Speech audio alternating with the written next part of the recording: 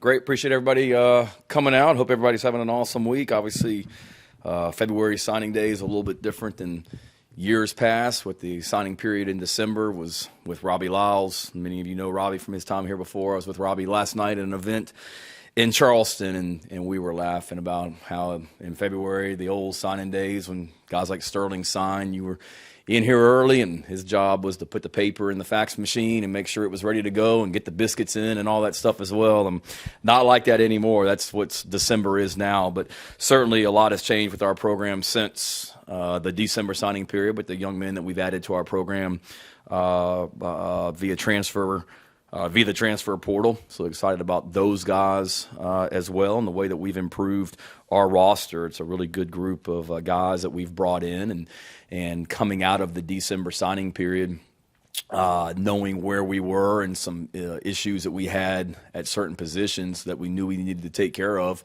we were very strategic in how we did that with attacking the guys that were in the transfer portal at certain positions, and making sure, one, they're great players, but two, they're the kind of people that we want to bring into this program as well, and had some fantastic visits with all these guys, and fortunate that we've been able to bring these guys into the program, and excited about the impact they've made on our program already and what they'll continue to do going forward as well. So I'll let you guys talk about or ask about any of those guys individually as we go forward, but really excited about the group. It's good to be back in the office from being on the road the last couple weeks. Certainly recruiting is the lifeblood of any program, so I love going out to high schools and love, being able to go in the homes and sit down with young men. But the best part of the job is being here in the building with our guys, and have missed being around them. So it's great to be back and get entrenched with them here in February. They've been with Coach Day and the weight room, the strength and conditioning staff since they came back early in January. And then they're doing an awesome job in there. Really excited about the work they're putting in, and it's great that we're now back as coaches and have a chance to jump into the middle of that and get back into football, as we go through the month of February, and then gearing up for spring practice, which is right around the corner. Practice number 1 on March 15th, that Tuesday. So a lot of work that we have to get done as a football team before then, from a self-scout standpoint, going back, reviewing last season, then preparing for spring practice. We have a lot that we have to get done here in the next month as we continue to recruit as well, and take advantage of this awesome momentum and awesome energy that we have in this program since the bowl game and since what we did last season as well. Excited that we've been able to add a guy like Sterling Lucas to our program. I know I talked about him the last time we met when he had first gotten hired, but he wasn't here, that day as well. So it's the first time you guys are having a chance to visit with him. But I was excited about this hire when we decided to hire Sterling, and then after having a chance to be around him the last couple of weeks on the road recruiting, even more excited. I know Coach White is very fired up about what he'll bring to the table, what Sterling will bring to the table from a football standpoint with his knowledge and the systems that he's been around in the NFL. But he's hungry and eager to recruit and has done a great job on the road. I know Coach White put it out on Twitter. We were with him in Jacksonville about 2 weeks ago, and he told him that was training day for Sterling. So we flew down there, got down to Lake City, Florida about 8 o'clock in the morning, and spent all day driving around Florida, finished up in Jacksonville, and then I flew back to Columbia, and Coach White drove somewhere and Sterling drove somewhere. So it was like sending your son off to college, watching him drive off on his own to go recruit by himself the next day. But he survived those last 2 weeks, and Coach White trained him well. But in all seriousness, he'll be a great resource for the players that we have in the program, and a great recruiter, South Carolina native, Orangeburg Wilkinson grad, and one of the ones that we let get away, one of the very few we let get away back in high school when he chose to go to a different school to play. But certainly fired up that he and his family are back in Columbia right now. And then before we get into any questions, I know it's come out with Coach Kimmery and Connor leaving the program. Wish those guys well. Those guys are leaving on fantastic terms here at South Carolina. Eric and I have been talking about this potential opportunity for the last 2.5 weeks that he had, and I know that wasn't an easy decision for him. I'll let him talk about his situation more when he's ready to do that. But, I can say that it wasn't an easy decision for him. He loves this place, but what a great opportunity for he and his family, and excited for him, thankful for him and the impact he made on our program in year one. I know how much he loves Columbia. I know how much he loves the University of South Carolina, and excited for the next chapter with him. And like I told him yesterday, he and his family, they're Gamecocks, and they're always welcome here. And then same thing with Connor also. This is something that Connor and I have been talking about for, I don't know, week and a half or so. Also an opportunity for Connor Connor's brilliant and will be successful in anything that he wants to do. And this is an opportunity for him that's a new challenge outside the athletics world. That was something that he was in a little bit before he came to work here, at Carolina, and an opportunity for him from a financial standpoint, long term, everything. It was a great situation for him. And same thing with Connor. Like he asked, "Can I come around regularly?" And I said, yeah, absolutely. I mean, to me, the only difference is he's just not going to have an office downstairs, but he's still going to be around here a lot, still be around our players a lot, like I want all of our former players to be able to do as well. So Connor, no greater Gamecock than Connor Shaw, and hate that he's not going to be downstairs next to Derek Moore in that office each and every day, but love both those guys and wish them well, and excited for their futures as well. So with that, and before we get to Sterling, if anybody's got any questions, I'll be glad to answer them. Shane, in terms of the class, I know the 7 of the freshmen early enrolled. Are all the transfers here? And then with your PWOs, how many of those guys can come here right away and go through spring? Yes. Every transfer is here except Austin Stogner, and that's just because he's finishing up some classes at Oklahoma, but he won't be here. Austin won't be for spring practice physically, but he'll be able to come around, and be here. He just won't be in school here at Carolina. He needed, I think, 4 classes to graduate from Oklahoma, and I didn't want him to get that far and not be able to graduate. And then some of the walk-ons that we've added are here right now, and then the rest of those guys will be some of the ones from last weekend that made announcements will be here in June for summer school.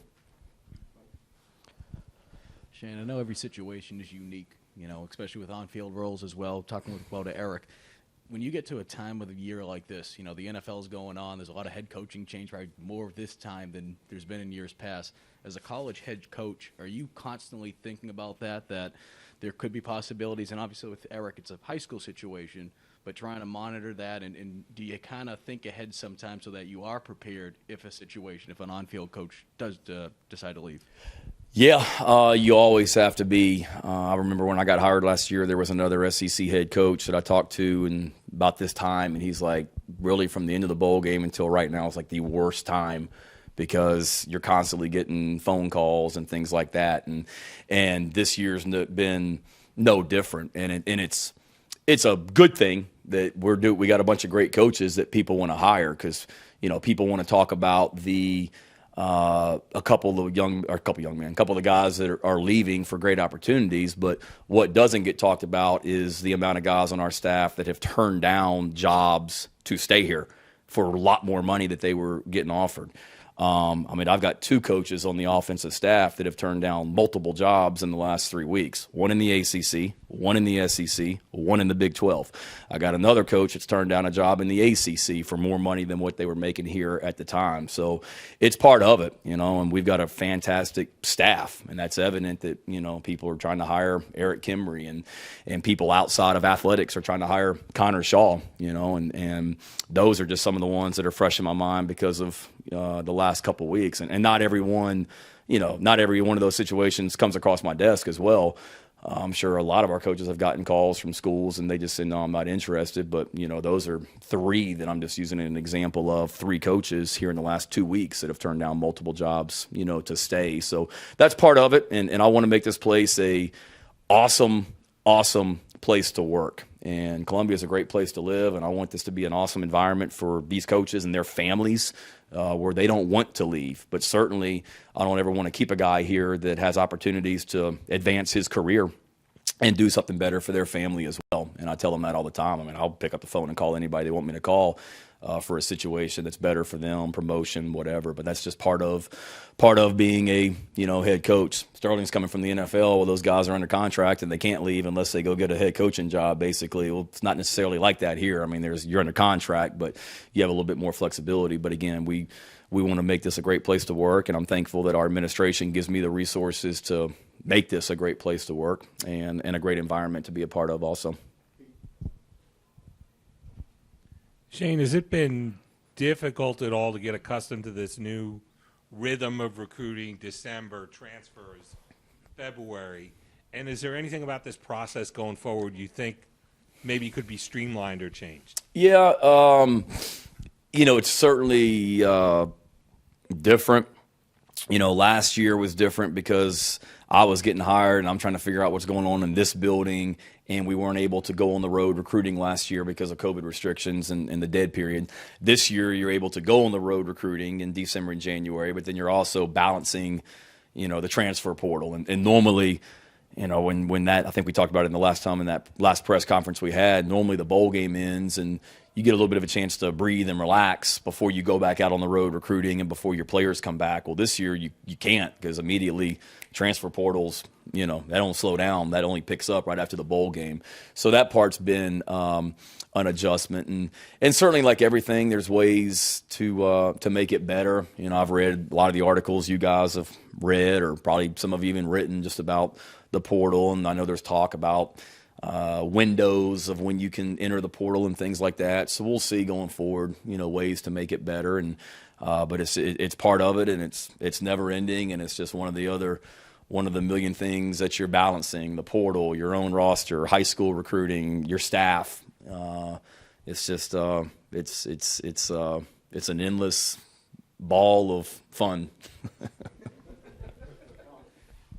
Shane, speaking of your staff, in terms of filling Eric's role, what are you looking for at that spot in particular, and as a timeline with recruiting, with signing day done and spring not starting? What's that timeline look like for you? Yeah, as quick as possible. We don't want to rush it for sure. And as you can imagine, I mean, as soon as that news broke, like I said, I was in Charleston at an event last night and got back, and that news came out, and I haven't even dared look at my phone since then because of how many missed calls and text messages I have. So there's no lack of interest in people that want to come here.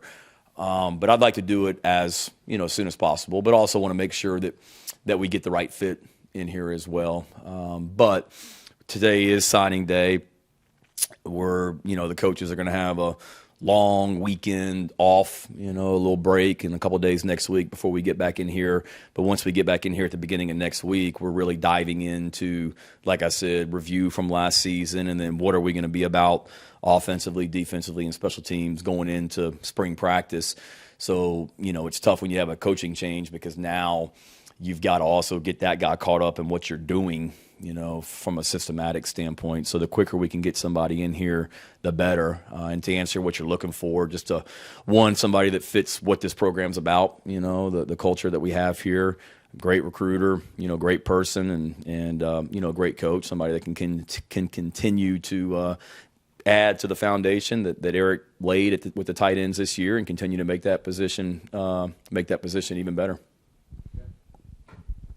Shane, as far as transfers go, you guys went out and signed a lot of guys that at least on paper seem like instant impact guys offensively. Just what do you kind of see from that group of guys, and as far as bringing transfers along, I guess what's kind of goes into that over the next few weeks, and getting those guys into the system and up to date with the playbook and everything kind of from there? Yeah, really just that.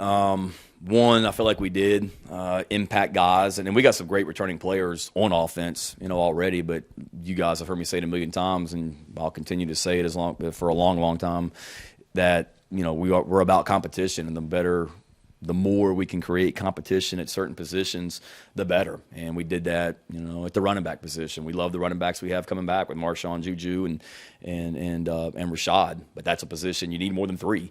And we've been able to go out and add some impact guys at that position. Wide receiver, continuing to increase the competition there. Everybody knows what Josh Vann did this year, and to carry on as he came on throughout the year as well, but continuing to increase the competition at that position, tight end position, quarterback position. And that's the biggest thing is just get those guys up to speed. They're hungry. I mean, they jumped right in, and the last of them got here this week. Spencer got here Sunday night and started workouts in the weight room Tuesday with Coach Day. So he's in, but, I just saw him down the hall. He's in there meeting with the offensive coaches and kind of getting up to speed on the offense and watching video and things like that. And he texted me last night about how great day one went and how much football he learned in just one day here, which was pretty cool to hear him say as well. But that's the main thing, getting them. They're jumping right into the weight room, physically get them going, mentally get them going with what we're allowed to do. The NCAA allows us time for football this time of year, so that's good. So get caught up to speed mentally. And then, the more they can just get indoctrinated in what we're doing, weight room, training room, nutrition, academics, throwing out there on their own, things like that. Thank you. You announced 21 signees. Can you explain in kind of simple terms for the simpletons here what your numbers actually look like with the transfers counting, and do you still have some scholarships available for this class? What are your plans for that if that's the case? Yeah, I wish I could put it in simple terms for the simpletons. Is that the word? I'm still trying to figure it out, Phil. I'll be honest with you. I've got all the scholarship numbers on my desk, and it looks like a bunch of hieroglyphics and all that stuff that I put on there. I got so much writing and things like that. We do have the ability to add some more players if we chose to. We're no one that we're actively recruiting right now as we speak for this year's class. I'm sure after spring practice across the country, you'll see some people that enter the transfer portal after spring practice because they maybe find out that the roles on their team coming out of spring practice aren't quite what they want it to be. Hopefully that doesn't happen to us, but, it's just the way it is nowadays. We may have some attrition here. I don't know. I hope not. But we'll see what happens after spring practice and what happens between now and then. But we do have some flexibility if we need to add some more players to the roster. Hey, Coach, with Spencer now on campus, just how important was it to get him here early? I mean, especially as a quarterback going into spring ball. Yeah, huge because of that, the quarterback position, just because it's such a, leadership position and developing that chemistry with the receivers and tight ends and running backs and the offensive line and the entire team. And then just for any position, Mike, just to be able to, get guys here and one of the reasons we had the success that we had last year was because so many of these transfers came in and we were able to develop a really tight team.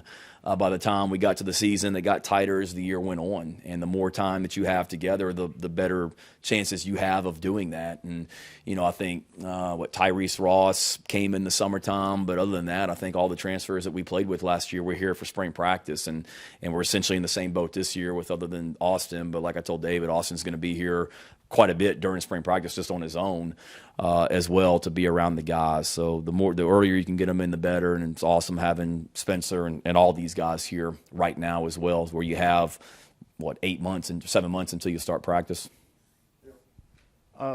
Obviously, Drake Davis announced yesterday he was stepping away, and I think Colby Fields is the most recent guy to go into the portal. Have there been any other players, whether it's them stepping away or any other reason who are no longer with the team right now that haven't been announced or anything like that? Yeah, I know Drake announced that one. We got a couple other situations that are fluid that I don't want to speak for them until I just make sure that they're okay with me talking about it in this, environment, that a couple guys are trying to make some decisions. So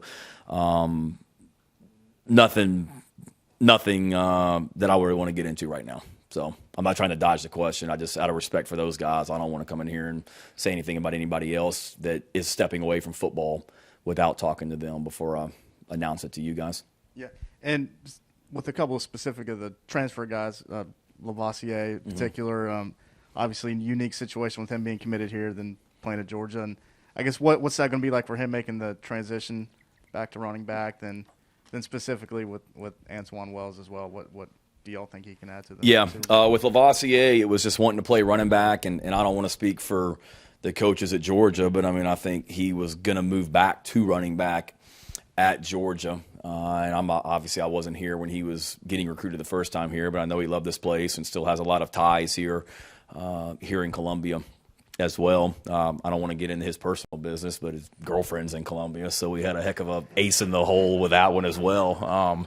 That she was the best recruiter, knowing she was living in Columbia as well, which every recruit was that easy. But and I hope she doesn't mind that I just announced that here in the press conference, their relationship. But he was, that was a natural fit because of that. And he loved this place, I know, coming out of high school. And I don't know what all happened leading up to signing day, but we talked about it a little bit.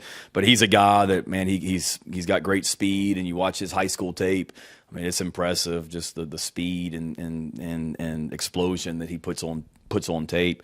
And then with Juice Wells, he's went to James Madison and obviously had a great career there. He's a graduate of Highland Springs, which my mom is a Highland Springs High School, Virginia graduate as well, from the late 60s. But she's a proud Springer, and Juice's high school coach was in school with Torian and I at Virginia Tech, who I've known for, since 1995, I guess. So I know what the players that come out of that program are about. So there was a natural connection already. And when Juice went in the portal, we talked, and he had no shortage of schools that were interested in him. But he came down here and loved it. And I just love, he said in the recruiting process, he's like, Juice, said, I want to go somewhere where I'm going to be coached really, really hard and held accountable and pushed to be the best I can be. And he has got a strong work ethic and has got a great mentality, for that position that will make Josh and all of our receivers better. Shane, obviously Eric and Connor have their reasons. For people outside of this room, though, they might be looking at it and thinking, because they're alums, might be panicking a little. What would you say to those people about maybe trying to make something more than this is? Just that, like I said a minute ago, we got a lot of people that are choosing to stay here, and this wasn't like Connor and Eric leaving here because they're unhappy. Let me say that again. This 1 trillion%, they are not leaving here because they don't like working here. It wasn't easy decisions, and it was emotional meetings with those guys, and I hate to see them go. And like I said, we got so many great things going on here in this program, and if people didn't enjoy working here, you wouldn't have had the amount of people that we've had on this staff that have turned down jobs throughout the Power Five schools across the country that turned down jobs from those guys to stay here. And I hate to see 2 former players walk out of here. But again, it's a situation that it's a better situation they feel like for their families and their lives and careers, and ultimately I want to support them in any way with that. And I'm sure Connor and Eric will speak about it publicly, but I would imagine they'd have nothing but amazing things to say about this place and how hard it was for them to leave it as well. Hey, Coach, I just left DeQuandre Smith's signing day and everything. He's really excited about coming here. What were some of the things that you saw on him that made you say, okay, yeah, we want to recruit this guy and turn him into defensive? Hold off on that one. I can't get into that one just yet. Can't. So okay. Not yet. So. Oh yes, the Lev's not. Absolutely. Yeah. Yeah. Sorry. Shane, how's Luke's recovery going, and what will he be able to do, if anything, at spring? Yeah, he's coming along great. I met with Clint Haggard, our head trainer, earlier this afternoon, and Luke's working really hard and is on a great track, to be healthy, and we're hopeful that he'll be able to do basically everything in spring practice. Hopefully, we're still, a little over a month away, but he's on track to a lot farther along than maybe what we anticipated him being at this point, and he looks great. I mean, when I see him walking around the building, I forget that he's rehabbing an injury still because he is moving around so well down there. And forgot to ask about Christian Bill Smith. What can you tell us about him? Yeah, obviously the success that Wake Forest had last season was speaks for itself, and the fact that he was a regular contributor and a key contributor at running back for them. And I talked to some coaches at Wake Forest that I've got great relationships with when he was in the portal. And, the thing they kept talking about is what a leader he is and what a dominant special teams player he is. And I know they're really going to miss him because of the impact he made on special teams. So I think Christian's a mature, older guy that wanted to give himself an opportunity to play somewhere else this upcoming season, that's got a lot of experience and brings experience to that room, for sure, because Juju and Marshawn and Rashad, I mean, they're still young guys, and getting Christian in here gives us the opportunity to get an older guy in here, really smart, and has played a lot of football at a high level. Shane, on the running backs and I guess the quarterback situation too, just how do you kind of plan to manage those things a little bit going into the spring? And I guess for quarterback, how do you kind of plan to pick a starter and going forward with that? And then running back, you got, probably 4, 5, 6 guys that you feel pretty decent about. Just how do you kind of plan on dealing with that? Yeah, good question. That stuff when we get back in next week, literally, I'm not trying to avoid the question. We brought these guys in and hardly seen the coaches because we've been all over the country recruiting, and then we get back together on Fridays and Saturdays and Sundays for official visit weekends and junior days, and that's all recruiting, and then we go right back out on the road. So when we get back in the office next week, we'll really sit down and figure out how to make sure, because we've got obviously Spencer coming in. We've got to continue to get Luke better at quarterback. We've got to continue to get Colton better at quarterback.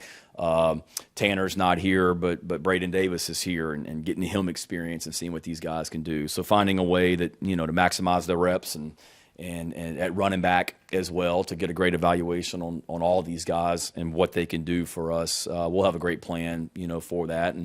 And we've got 15 spring practices to do that. And then also, we're limited in what we can do in the walkthroughs before spring practice, but that's a great opportunity to be able to evaluate guys as well. And then also what they're doing in the weight room right now and being able to get down there and be involved with that. You have a chance to find out a lot about them physically too. Shane, 2 things. I guess first, I know things can pop up, but do you anticipate any more staff changes right now before spring or anything like that? I don't. Okay. Now I can walk down to my office and that's changed. I don't know, but I don't. I know we got a bunch of guys that want to be here, and we're trying to continue to make the situations right for those guys to be here. And like I said, I've got one coach that's turned down 3 jobs just himself in a couple weeks, and who's to say if he gets offered a 4th one that he may decide that's the one, but I hope not. But no, I think you never say never, but nothing that I'm aware of anybody that may be leaving. And I guess what kind of impact do you think a guy like Terrell and Devani will bring to that defense, losing a guy like Jalen and JJ from that? I think Devani for sure, just the leadership back there. Everybody I talk to in this building, Colin, talks about just what a pro he is and how awesome he is and everything, the way he just handles his business in the weight room, in nutrition. I think he's just a natural leader that's just got that it factor about him, and I'm really fired up about him. Everybody raves about him that's around him already as well, and then same thing with Terrell as well, guy that had a fantastic freshman season in Raleigh. And that we were able to get down here, and he brings great, for what we do defensively. Schematically, it's a little bit different than what NC State was doing, and not to speak for him, but I think he felt like the fit of what we do here fits his game a little bit better, and he's a guy with us losing JJ and Aaron Sterling that comes in and gives us a unique ability to rush the passer and bring some athleticism to that edge position as well. Shane, as collegiate coaches, I'm curious, when you've got guys like Spencer Rattler who are, on way too early preseason Heisman favorite list, and these other guys that are on potential, preseason player of the year list and things like that, as well as coming off a really good year, how do you quantitate positive momentum and, I guess, publicity in a maybe that's not the right word, but how do you qualitate that, and how do you use that to your advantage? With these guys coming in, mainly is what you're saying? I guess program perception. Yeah. I think the fact that those young men are choosing our program, I think is the biggest eye-opener, and we certainly want to capitalize on it. And And we love the young men that we have in our program, and then it's awesome that we've been able to add an outside group of people into the program as well that want to be a part of what we're doing in here is the biggest statement. And I think just the fact that young men across the country see that a lot of these players that we're talking about today could have chosen anywhere in the country and chose to come here is the biggest statement, and is an eye-opener for a lot of guys, for other transfers, but then also for young men in high school that are sitting there saying it as well, that see the excitement and the momentum coming off the bowl game, the people that we've added to the program. There's a lot of good going on right now. We certainly want to capitalize that as much as we can, but also understand how much work we have in front of us as well to get to that next level also. Shane, with this offseason, I mean, you guys were able to, pick up a lot of different running backs, whether it be through the transfer portal, whether it be through just signing. What is your plan? Do you have a vision of how you plan on using all that talent there? And, what would you kind of tell people on the outside looking in? Because they're probably like, what's going on with all these running backs? Yeah, running back-wise, you can never have enough of them because that is a physical position, especially in this league. For sure. And I don't think – now we've added some – it looks different because, we've got, I think, like 5 on scholarship now. That's pretty standard. I would say at most places that I've been, you've got 5 on scholarship if you can, because those guys are going to be core guys on special teams, and that's a physical position that you need some durability there. But then we also had the opportunity to add some walk-ons at that position that are fantastic players. And to me, you can never have enough – great players, and that's a position because of the body type. They can be great running backs. You need more than one, like I said. They're going to be great special teams players, being able to cover kicks and things like that as well, return kicks like Juju did last year. And then, playing running back, you need different skill sets. Some guys may be a little bit better that you trust more in pass protection. Some guys are a little bit better in the passing game. A lot of things we did with Juju last year, where we used him on a lot of the jet sweeps and things like that. Line him up at quarterback, line Kevin Harris up at quarterback. So I'd say going back to last year, Mike, just like we talked about going into the spring and then coming out of the spring, figuring out who our playmakers are, and let's find the best ways to get those guys the ball. And we've added pieces to every position on offense. And as we go into spring, let's see what we do well and then continue to tweak that, as we go through spring practice and out of spring practice, and be able to put together a scheme that allows us to, accentuate the positives of all of our guys and get our best players, out there on the field. But it's not as, I don't think you can ever have too many at one position without a doubt. It's a physical league, man. And we saw with injuries last year, we played, 3 quarterbacks because of injuries. Like, you can't have enough depth. And if you got a chance to add a great player that's willing to walk on and come in not being on scholarship that we think can help us, you'd be an idiot not to want to do that. It's good to see you back, John. Thank you very much. We missed you, my man. I appreciate that. You bet. If I'm interpreting the hieroglyphics correctly, I think y'all have 2 more spots left for 2022. You probably know better than I do, as much as you study it and know about it. But I believe you would be right in saying that we have 2 initials left based on the 7 additionals that you're able to get and all that as well. Now, Very good. Do you go into spring practice, or do you have an idea now of how you want to address those 2 spots with regard to position, or do you want to see how spring practice plays out versus who hits the portal? Yeah, good question. I think a lot of it has to do with spring practice and kind of where we are coming out of it, as a football team. And God forbid, hope you don't have any injuries and things like that on your own program during spring practice that affects them going into the fall and whatnot as well. So I think it's one of those, you'll never turn down a great player at any position in my mind.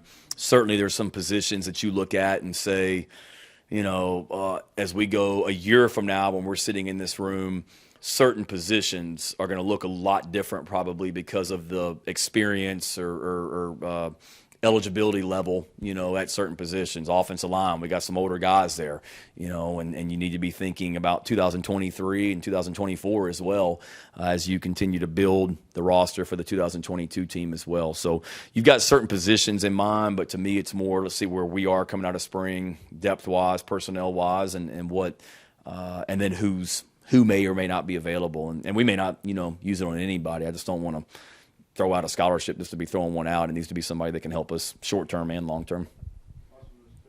Thank you. The university announced that it's going to pay $6,000 to every athlete from that lawsuit that was settled. So when you were looking at preferred walk-ons, how valuable is that for you in attracting a better level of preferred walk-on, if there is such a thing?